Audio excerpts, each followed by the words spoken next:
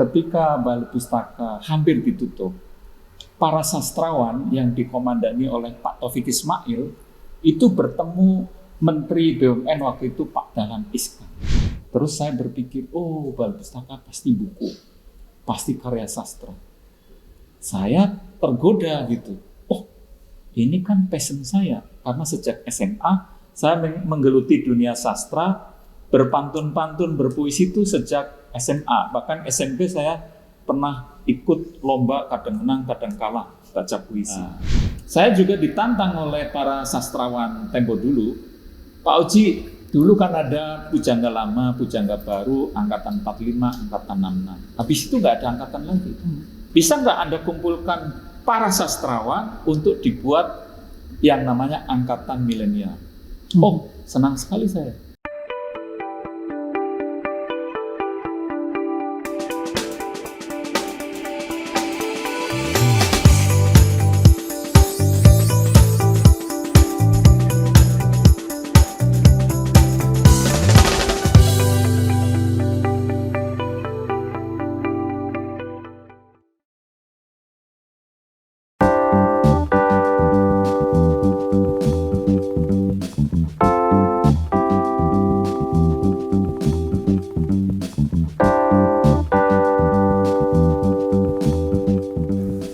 Sobat Baca, kembali lagi bersama saya Jajang Yanwar Habib dan Nisa Rengganis. Saat ini kami sedang berada di Balai Pustaka, perusahaan penerbit tertua dan pertama di Indonesia.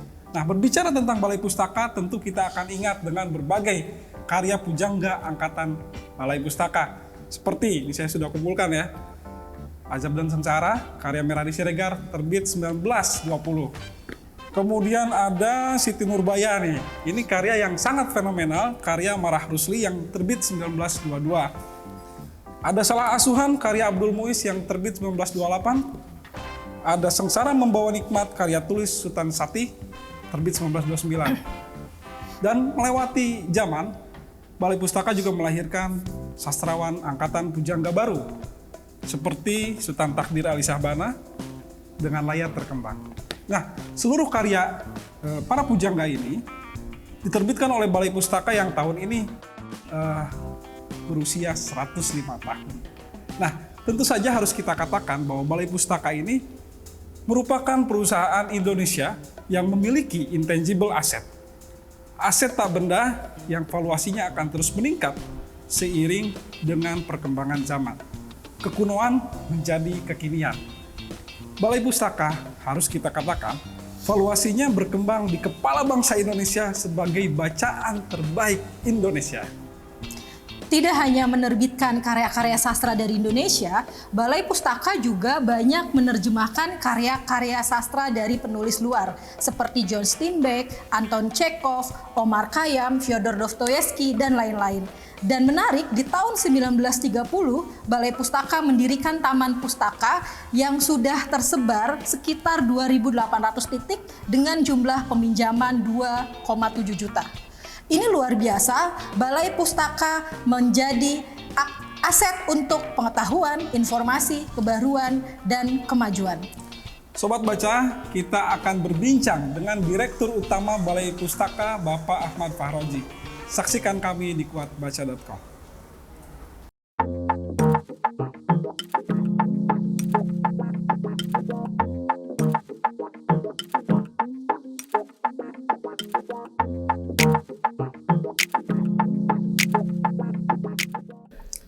Halo Sobat Baca, kita saat ini sudah bersama Pak Dirut Balai Pustaka, Bapak Ahmad Fahroji. Halo Pak, terima kasih sudah menerima kami untuk berbincang di sore hari ini. Oke, sama-sama Mas Jajang ya. Saat ini juga kita bersama Mbak Nisa Rengganis yang tadi kita sudah opening ya. Halo Mbak Nisa. Halo Sobat Baca. Langsung aja Pak. Oke. Jadi Dirut Balai Pustaka, itu cita-cita atau bagaimana Pak? Jadi begini pertanyaan ini, karena tadi kami sudah berkeliling dan Balai Pustaka ini punya intangible asset yang sudah ada sejak 1908, resminya 1917 ya Pak ya. Tadi kami sudah ke lantai 3 ya, dan begitu takjub saya. Nah, menjadi seorang dirut balai pustaka itu kan hal hebat menurut saya. Nah, ini cita-cita Bapak atau bagaimana Pak ada di sini? Sobat baca, izinkan saya memulai jawaban dengan pantun dulu dong. Oh, boleh Pak. Indah berkembang bunga cempaka, sinar rembulan penghias angkasa. Saya datang dari Balai Pustaka, Istana Peradaban, Kebanggaan Bangsa. Luar biasa. Sobat baca di mana saja, pertanyaannya memang hampir semua orang menanyakan tentang kenapa berani jadi dirut Balai Pustaka. Terus ada apa gerangan di balik keberanian itu? Jadi perlu diketahui bahwa ketika Balai Pustaka hampir ditutup, para sastrawan yang dikomandani oleh Pak Taufik Ismail itu bertemu Menteri BUMN waktu itu Pak Dahlan Iskan. Pak Dahlan Iskan itu sebetulnya kan penulis, tapi kok begitu mau menutup Balai Pustaka dapat? Ternyata total hutangnya dibandingkan total asetnya lebih banyak total hutangnya. Oleh karena itu Pak Taufik Ismail dengan kegigihannya bersama Mbak Linda Janlil dan teman-temannya bertemu dengan Pak Dahlan Iskan, tolong jangan ditutup. Karena Balai Pustaka itu rumah besar sastrawan Indonesia. Nah, kalau nggak ditutup, bagaimana cara hidupnya? Ya, Anda kalau bisa mengundang orang yang bisa menghidupkan Balai Pustaka. Maka ketika menteri berganti dari Pak Dahlan ke Bu Rini, ternyata Bu Rini mencari orang ke sana kemari, maka kemungkinan karena jejak digital kan saya termasuk orang yang pernah membaca puisi di YouTube ya. Kalau klik nama Ahmad Faroji, kalau nggak salah ada pembacaan puisi dan dikombinasikan dengan mocopat Jepang. Jadi kalau itu mocopat ya, sobat baca kalau klik di YouTube mocopat Jepang muncul nama Ahmad Faroji baca puisi dan di tengah-tengahnya ada mocopat Jepang. Gitu, karena saya pernah sekolah di Jepang. Nah, setelah itu saya dipanggil ke Kementerian BUMN, mau tidak Anda sebagai direksi yang pernah diperhutani, Anda kan sudah 2 periode, untuk pindah ke tempat yang mungkin bagi Anda akan sangat sulit.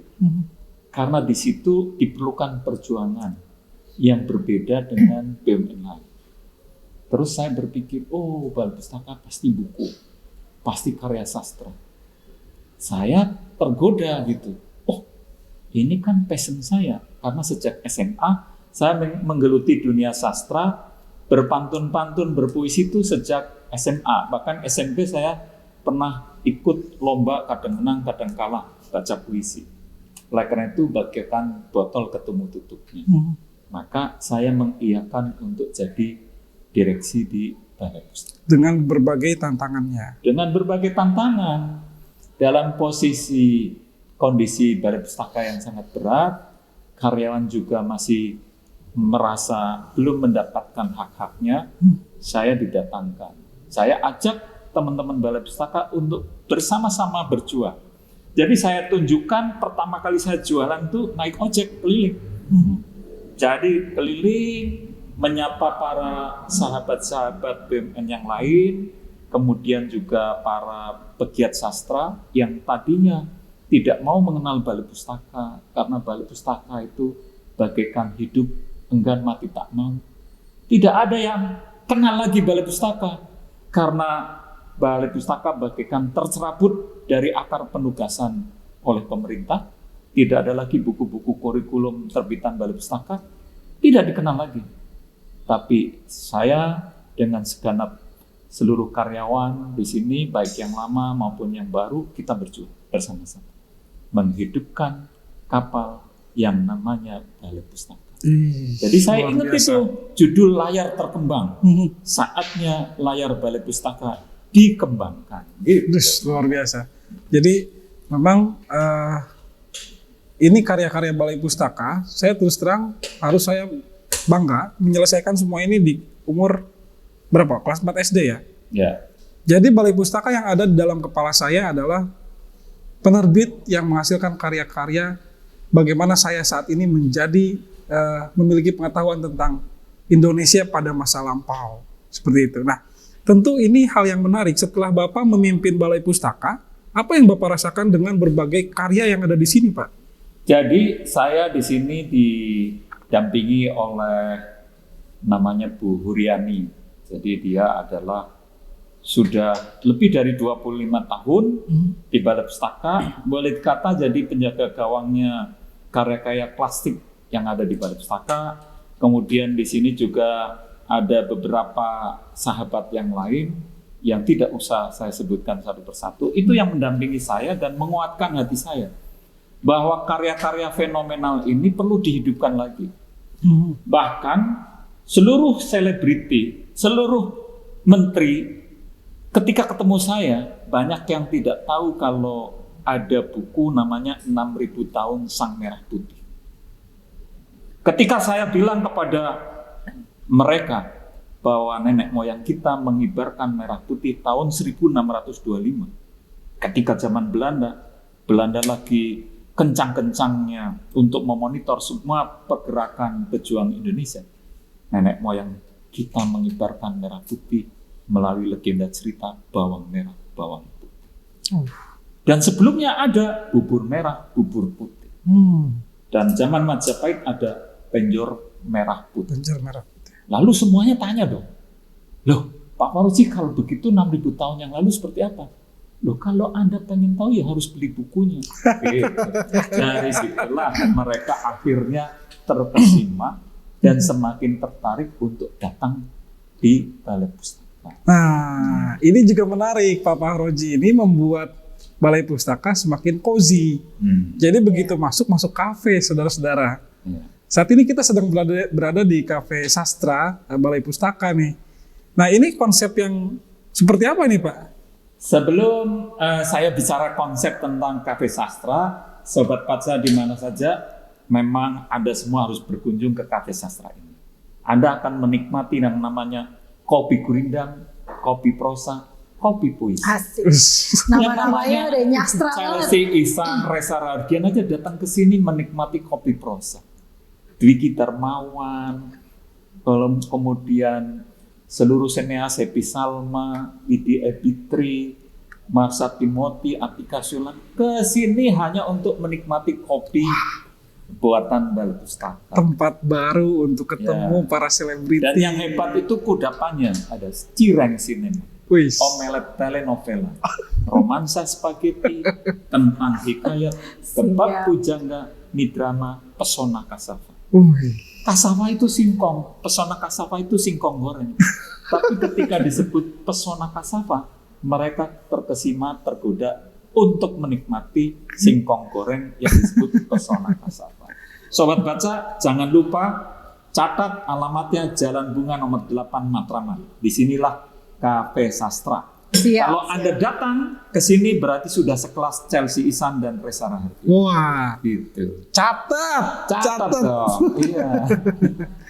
Oke, berbicara karya-karya nih, Mbak Nisa. Buat Mbak Nisa sebagai penggiat sastra, sastrawan muda juga, apa sih rasanya melihat karya-karya Balai Pustaka saat ini? Ya, terima kasih Sobat Baca, seru banget nih ngobrol sama Pak Dirut yang gaul abis ya. Dan kita sambil menikmati kopi.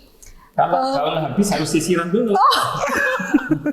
Biar Sobat Baca. Dari tadi udah disuguhi pantun-pantun, saya juga memegang bukunya Pak Fauzi nih, nanti tinggal ditandatangani semakin santun karena berpantun. Jadi kalau bicara soal karya Balai Pustaka, itu kalau di kalangan para sastrawan, di penulis gitu, itu jadi salah satu karya-karya yang wajib dibaca. Dan betul tadi saya udah bertemu dengan karya-karya Balai Pustaka itu di zaman SD ya. Sekalipun waktu saya baca karya-karya Balai Pustaka, itu saya belum tahu sebenarnya ada persoalan apa sih yang ingin ditampilkan oleh para penulis. Misalnya ketika saya membaca karya Hamka, Tenggelamnya Kapal Van der Wijk, saya hanya tahu di masa SD atau SMP awal itu hanya persoalan kisah cinta yang pupus, kepatah hatian gitu kan. Tapi sebenarnya lebih jauh dari itu, ada persoalan-persoalan adat istiadat di sana, ada persoalan realitas zaman di masa-masa kolonial yang kemudian disuguhkan para penulis. Jadi Saya kira ketika kita baca karya-karya sastra Balai Pustaka, itu juga cerminan dari persoalan-persoalan, gejolak-gejolak politik, gejolak sosial, kebudayaan yang ada di masa-masa itu.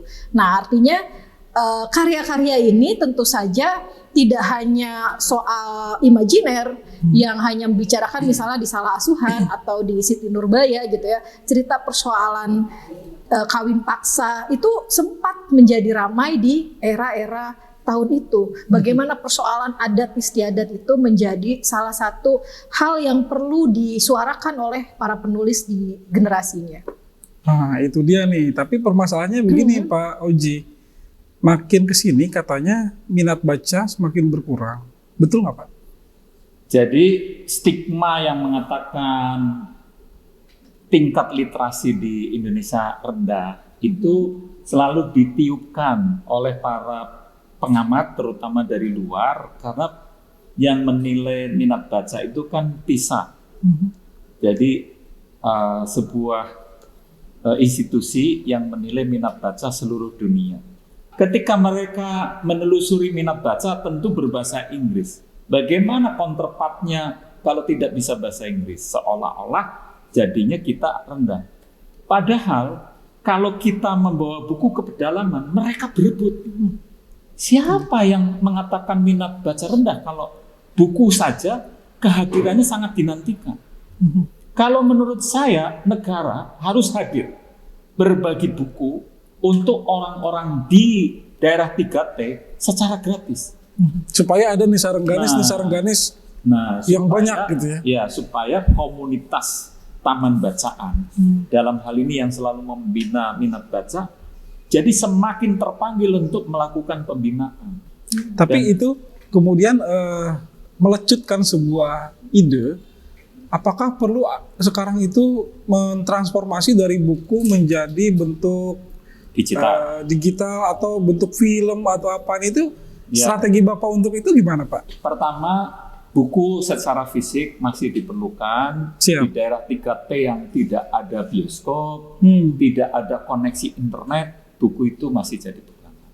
Lalu siasat Balai Pustaka untuk menghidupkan literasi di daerah 3T yang tidak ada internetnya, kami membuat platform namanya Pustaka Digital. Disebut EduBP. Dan itu telah dikukuhkan oleh Kementerian BUMN menjadi salah satu produk terbaik BUMN. Di mana platform ini cukup di daerah yang tidak ada internetnya dicolokkan di PLN, atau kalau tidak ada PLN itu pakai genset, dan ketika itu hidup seperti fungsi WiFi, semua HP tanpa berkurang kuota internetnya bisa masuk. Dan konten-konten yang ditanam di situ itu sangat banyak. E-booknya ada buku Balai Pustaka, semua buku Balai Pustaka yang fenomenal bisa dinikmati. Kemudian ada buku juga dari penerbit swasta. Jangan khawatir ya, penerbit swasta pun kita pakai bukunya. Jadi sobat baca juga bisa menikmati buku-buku penerbit swasta. Jangan lupa kalau yang difabel termasuk tunanetra bisa menikmati yang namanya audiobook. Jadi buku dibaca oleh artis, rekamannya dimunculkan, dan ditanam juga video-video hiburan. Video-video berbalas pantun. Video-video life skill. Jadi Pak Sandiaga Uno menyumbangkan 73 video pesona Indonesia. Sebagai pribadi atau sebagai menteri? Sebagai menteri. Sebagai menteri. Gratis. Jadi orang yang di ujung Sumatera bisa nonton Raja Ampat melalui video itu. Sebaliknya orang yang di Mandalika bisa menonton video Danau Toba dan seterusnya. Kemudian ada video life skill, pendidikan untuk UKM. Itu dari Pak Teten Mas Duki, Menteri UMKM Koperasi. Kemudian ada video yang berbasis pendidikan yang terkait dengan sekolah. Itu dari Dikbud. Kemudian ada video dari Kementerian Agama dan seterusnya. Total videonya lebih dari 300. Nah, gayung bersambut. Jadi korporasi baik BUMN maupun swasta sudah banyak yang pesan. Jadi saya sebelum kesini tadi wawancara ke PLN sudah pesan 10. Kalau satunya 100 juta, 10 berarti 1 miliar. Ini cuannya diumumkan di sini. Aduh, luar biasa. Agar sobat baca tahu bahwa geliat bisnis Balai Pustaka tetap hidup dan kami merasa bangga bisa hidup dan lebih dihidupkan lagi kalau sobat baca berkunjung ke Balai Pustaka. Kalau di rootnya kayak begini, Balai Pustaka nggak bakalan mati angin. Yang penting inovatif. Nah, betul. Karena seluruh layanan pemerintah untuk daerah-daerah bukan cuma hanya membawa misi tupoksinya, tetapi bagaimana memberdayakan masyarakatnya dengan pengetahuan. Ya tentu saja karya-karya Balai Pustaka adalah karya yang utama yang harus dinikmati oleh teman-teman adik-adik kita gitu. Terus sobat baca, jadi selain buku-buku yang fenomenal, tadi kan ada pertanyaan bagaimana sih cara menghidupkan Balai Pustaka selain melalui buku-buku ini. Buku-buku ini telah dimonetize menjadi film animasi, layar lebar, sinetron. Kami pernah membuat sinetron Salah Asuhan bersama RCTI dan sukses waktu itu. Tapi khusus untuk pantun yang glorifikasinya saya mulai dari saya sendiri, seluruh BUMN itu sekarang malah keranjingan berpantun. Kayaknya di mana-mana kayaknya gara-gara Pak Oji. Hari ini misalnya hari ulang tahun Peruri, kita buatkan pantunnya. Ketika di rootnya fotonya dipajang, dia senang, kemudian telepon, apa yang bisa dibantu? Makanya pantun-pantun saya ada dicek oleh Pak Taufik Ismail, sastrawan. Pak Oji, cara mengkapitalisasi pantun seperti apa? Saya bilang, ada pantun saya nilainya 1 miliar. Ada yang 2 miliar. Gimana caranya? Begitu pantun hari jadi BUMN, kita buat pantunnya, gambar birutnya, mereka senang telepon. Apa yang bisa disupport? Saya bilang, Bapak harus beli produk-produk Balai Pustaka. Kalau gitu saya pesan taman bacaan. Berapa? 10. 1 miliar. Oh gitu 20, caranya. 2 miliar. Gitu. Kasih bocoran, dikasih bocoran. Ada pantun-pantun saya yang fenomenal ditayangkan di Videotron samping Monas oleh LKPN Antara, dipasang juga di KAI, di gerbong-gerbong, di lift-lift perkantoran. Misalnya ketika 01 lawan 02, Pak Prabowo sama Pak Jokowi. Itu arus pertarungannya sangat kencang di arus bawah. Pada waktu itu? Pada waktu itu. Maka saya diminta untuk membuat pantun yang menenang. Misalnya gini, ini sobat baca yang dari Padang. Jalan-jalan ke kota Padang, kotanya ramai di tepi lautan. Mari kita ciptakan suasana tenang, hidup damai penuh keindahan. Begitu. Lalu orang yang di Lansa kita buatkan pantunnya, tapi pantun untuk seluruh Indonesia. Buah markisa si buah naga, beli di Lansa enak rasanya. Kerukunan bangsa harus dijaga, tenggang rasa jadi simpul. Gitu. Sederhana tapi mengena ya. Nah, Pak Erick Thohir sebagai Menteri BUMN pesan pantun. Tolong dong buat pantun tentang BUMN. Dari Surabaya menuju Madura, bawalah kurma dan buah markisa. Badan usaha milik negara maju bersama untuk Indonesia. Harus hafal di luar kepala. Karena saya bilang seluruh insan BUMN harus hafal, masa pembuatnya nggak hafal. Nah, aku nyambung ya Pak Jajang, terobosan-terobosan kreatif seperti ini yang perlu ditiru. Ya, kita bisa tahu Balai Pustaka itu tadi Pak Ozi juga udah nyebut gitu ya, hidup segan mati tak mau. Dan kesannya itu lawas banget dalam ingatan anak muda atau sebutlah generasi saya hari ini. Nama Balai Pustaka tuh udah terlanjur angker duluan Pak. Nah, artinya dengan terobosan-terobosan yang dilakukan Pak Dirut hari ini ya, kita masuk, kemudian langsung ada kafe, ya, dan revitalisasi dalam penerbitan ulang karya-karya Balai Pustaka dengan cover yang baru, cover yang lebih eye-catching, kemudian dibuat hardcover yang bagus, ada edisi-edisi khusus. Itu kan menjadi satu alternatif yang bisa diikuti oleh berbagai komunitas lain ya, katakanlah kalau dalam komunitas literasi gitu, karena kita tahu sejarah panjang Balai Pustaka pernah mendirikan Taman Pustaka yang itu juga sudah tersebar di 2.800 titik kisaran itu, dan sebelum kemerdekaan luar biasa. Dan Saya salut Pak, sampai hari ini di usianya yang ke-105 tahun masih bisa berdiri dengan suka dukanya, tadi sudah disampaikan Pak Ozi gitu ya. Terlepas dari pro dan kontra, karena kita tahu Balai Pustaka memang didirikan oleh Belanda saat itu, yang untuk tujuannya menertibkan karya-karya liar, dalam arti karya-karya liar itu yang menentang kolonialisme gitu ya.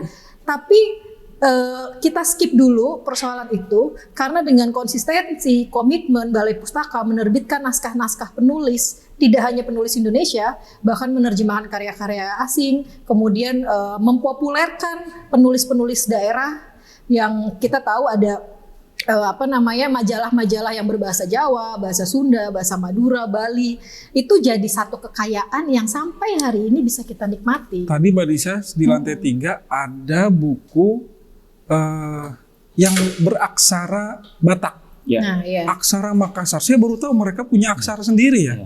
Dan itu semua diterbitkan oleh Pustaka. Iya, betul. Artinya itu Pak, yang perlu kita gaungkan kembali adalah Balai Pustaka menjadi akses informasi yang sudah jauh sebelum pihak-pihak lain melakukan ya. Dan penjaganya, terima kasih loh Pak Ozi, dengan membuat jadi lebih cozy ya, katakanlah lebih kekinian, lebih gaul. Tadi kalau ada istilahnya membungkus kekunoan menjadi kekinian.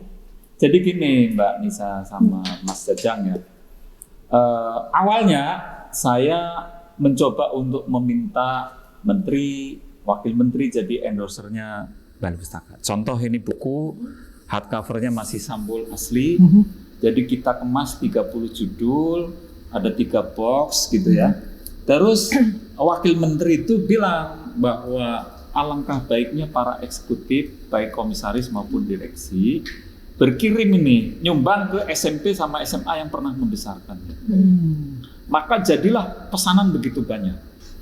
Pelindo kemarin pesan 45 set. Kemudian Pertamina 100 set, Mandiri 100 set. Itu nilainya sangat besar. Begitu mudah cara menjualnya. Tapi kita tidak mungkin terus-menerus mengandalkan buku-buku lama. Maka tantangan sobat baca sekalian bagi yang suka menulis, silahkan kirim kita naskah. tantang. Ini buku-buku yang karya masa dulu bagaimana dibuat kekinian. Namanya karya adaptasi. Jadi misalnya Siti Nurbaya pakai HP itu seperti apa? Silakan datang ke sini, kita kerjasama menghidupkan karya sastra fenomenal zaman dulu dibuat kekinian. Nanti kita kerjasama, dengan begitu maka milenial akan lebih tertarik. Mungkin judulnya pun bisa diubah, tergantung kita komunikasi dengan ahli warisnya. Karena ahli waris itu yang penting karya kakeknya bisa dihidupkan kembali. Misalkan kalau ini Azab dan Sengsara diubah menjadi Kutukan dan Kismin misalnya.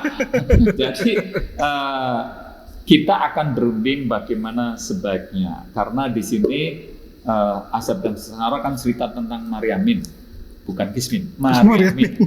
Nah, bagaimana Maryamin itu yang tadinya sengsara tapi seperti film India, bahagia di belakang. Jangan terakhirnya selalu sengsara aja. Banyak di antara kita itu yang penting sedih di depan, yang penting endingnya happy di belakang gitu. Kita buat karya-karya adaptasi. Nah, saya juga ditantang oleh para sastrawan tempo dulu.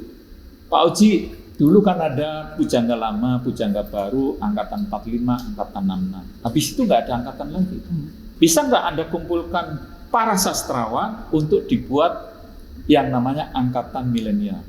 Oh, senang sekali saya. Tapi siapa yang memverifikasi?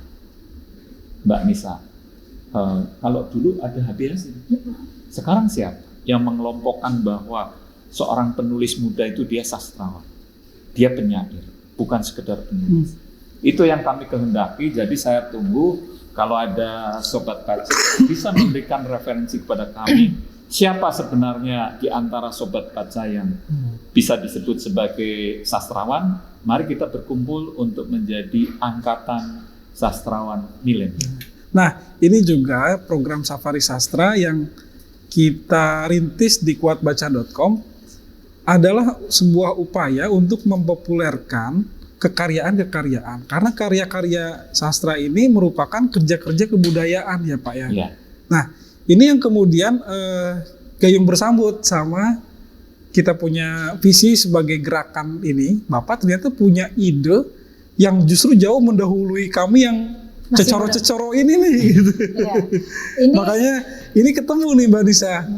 tadi aku tertarik dengan pernyataan Pak Oji terkait bagaimana mengadaptasi ulang naskah-naskah ini dan juga bagaimana sebenarnya menggali ide-ide dari teks-teks yang ada dalam karya-karya Balai Pustaka. Karena kalau saya cek semua penulis angkatan Balai Pustaka dia punya misi yang sifatnya itu didaktis. Didaktis itu dia selalu punya ada pesan moral, bagaimana ada nasihat di sana. Kemudian dia membawa local wisdom ya, karena banyak sekali soal isu kedaerahan yang juga latar ceritanya itu adalah di daerah-daerah itu kan penggambaran imajinasi kita bisa mengimajinasikan kota Padang yang seperti apa dalam karya Siti Nurbaya. Kemudian persoalan-persoalan di masa itu yang bisa dijadikan latar, bahkan bisa jadikan kekuatan karya.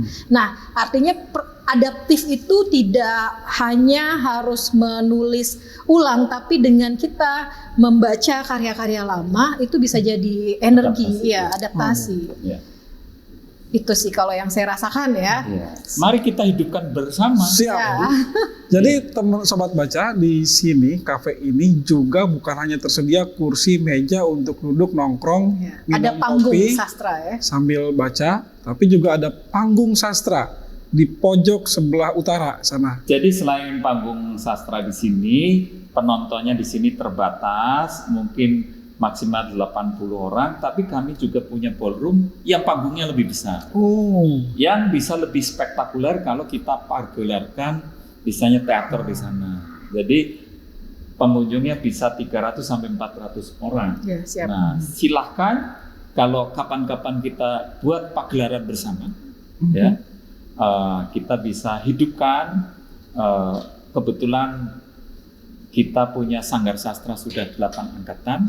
Mereka sangat haus untuk ditampilkan kembali, kita tampilkan. Nah, gitu. gayung bersambut ini. Cari sponsor sama-sama. Gitu. Baik, Siap. baik. Baik, nah ini kita nggak afdol kalau dari tadi Pak Oji ini cerita bahwa dia punya banyak pantun. Nah, kita pengen dengarkan pantunnya dibacakan oleh Mbak Nisa. Oke. Nah, sobat baca, ini menarik karena kemarin pertemuan dengan para sastrawan yang diundang oleh Pak Taufik Ismail, kemudian Pak Ahmad Farozi didaulat sebagai kaisar pantun Indonesia. Itu kayaknya terlalu wah. Bagi saya itu berkarya biasa-biasa saja. Gitu. Oke. Bacakan karya kaisar. Karya kaisar yang berkaitan dengan literasi. Ini sangat penting bagi teman-teman muda yang sedang bergerak dalam mengembangkan kegiatan literasi di daerah-daerahnya, di kota masing-masing. Uang saku haruslah dihemat, hanya membeli barang bermanfaat. Membaca buku lebih bermartabat, makin peduli lebih terhormat. Wah. Membeli buku di kota Pati, beli di pasar banyak peminat. Jadikan buku teman sejati, semakin pintar sepanjang hayat. Luar biasa. Luar biasa. Ya, jadi kalau closingnya, pantunnya harus ada nih para sobat baca. Gimana Pak? Monggo Pak. Awan putih saling berkejaran, angin perlahan menjemput hujan. Terima kasih sobat baca sekalian telah berkenan mendengarkan penuh perhatian. Wah.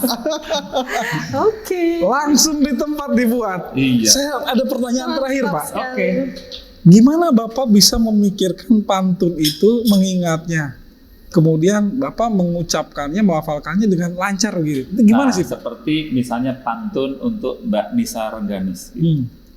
Sungguh indah si burung gelatik, Hinggap sebentar di bunga Amaryllis. Cakep. Sungguh ramah, orangnya baik, sangatlah pintar, namanya Nisa Renggani. Luar biasa. Kalau buat saya Pak, buat saya. Masuk tuh. Jadi kalau mau makan soto bakar, singgahlah di kota Semarang. Kalau pengen tahu host yang hebat, silahkan jumpa Kang Jajang. Iya.